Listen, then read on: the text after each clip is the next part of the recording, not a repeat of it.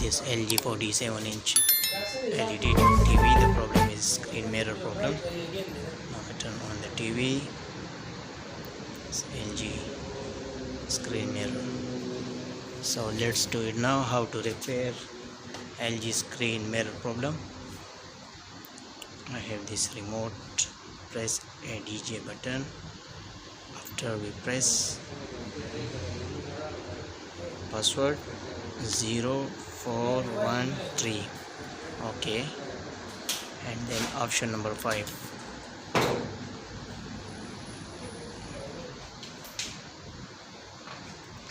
mirror mode. This one, down, okay, 0. Now we turn off the TV.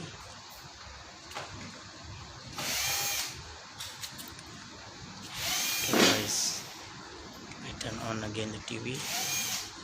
Okay, done. So fix LG screen mirror problem.